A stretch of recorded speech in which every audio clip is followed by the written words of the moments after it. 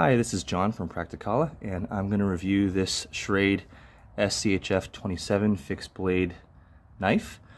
This is a notable knife because it is relatively inexpensive and it has a full tang, so the blade is the entire length of the knife all the way down to the pommel at the end. So solid fixed blade knife for not that much money. It is made in China, so that's probably one reason for it, but if you're on a budget, this is a very popular knife for people who want a full tang fixed blade knife. So when I first got it, I thought, hey, this is actually pretty nice. You know, it cost me, I think, less than 20 bucks when it was on sale. It feels pretty good in the hand. The handle is a nice size. It's pretty comfortable. It's this kind of soft-ish rubber material. Came pretty sharp out of the box with the edge. So I was, on the surface, pretty impressed. I took it on my camping trip, and I forgot my hatchet, so I thought, okay, this is a good opportunity for me to try some batoning to get through some firewood. So I knocked it through a few fire logs, and I know that's probably not the ideal use for a knife, but to be fair, the promo video on their website does show a guy batoning this knife through a bunch of firewood, so it's not like they don't say you can do it. So I did that, and it did work. Again, not the best use for it, but it did go through a few logs. But then when I finished, I found that there was a little bit of play in this handle and blade. You can see that kind of wiggles around like that. There's like a gap here that developed, and that's probably because this is just like a rubber handle that's sort of slid onto the tang. And I think that issue comes from the fact that there's a gap here because there's this little pry tool that kind of slides in and out of here. It's actually kind of clever, but it does create some space in there to develop some play. So that wiggling thing is not good. So I wasn't very happy with that. Otherwise, it was good. It was sharp. It held its edge after I went through a few logs. It still kept the edge pretty well. So I was happy with the blade itself, but the handle's got some issues. Another thing is that the sheath that it comes with, this, I just kept it in my car glove compartment for like several months. I didn't even use it, and when I took it out, this little clip part had cracked. So not the greatest sheath either, and the retention is also too hard. So you got to push really hard to get it in, and you got to pull really hard to take it out. So not the greatest sheath either. So anyway, the pry tool itself, you know, it's kind of clever. Like you pull this thing out, and it has like a bottle opener and some hex keys or whatever, like a gutting tool. You probably won't really use it a whole lot. Mainly I would like it because of this bottle opener, but like I said, it does create this gap for the knife that has some issues. The rest of the specs, you know, it's 8 CR 13 MOV steel, so you know, pretty decent budget Chinese steel, again made in China, so you know, that may or may not be an issue for you. But yeah, I like the feel of the knife. I like the size. It's inexpensive, so you get a lot of knife for the money, but you know, definitely not for hard use, I would say.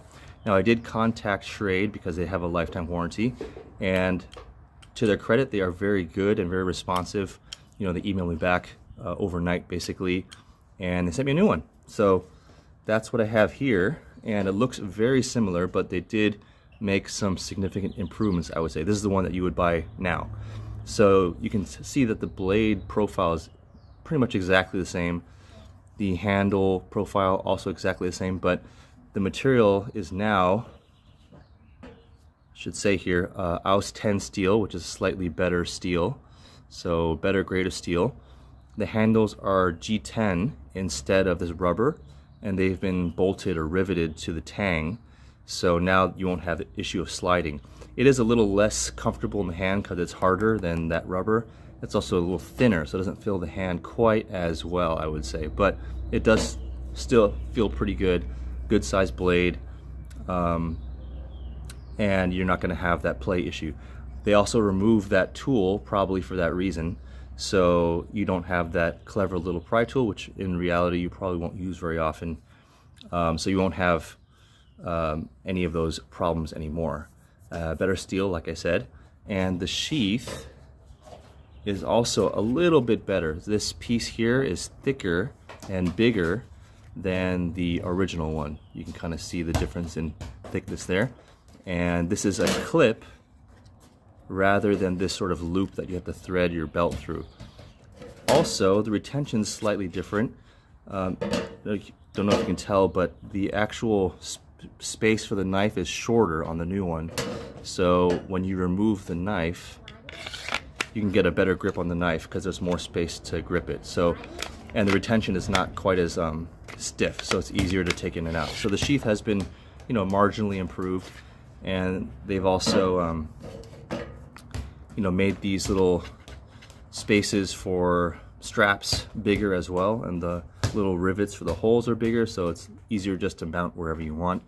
And they also added a little sharpener here that you could drag your knife through if in the field if it gets too dull. So that's nice, even though I probably wouldn't really use it a whole lot.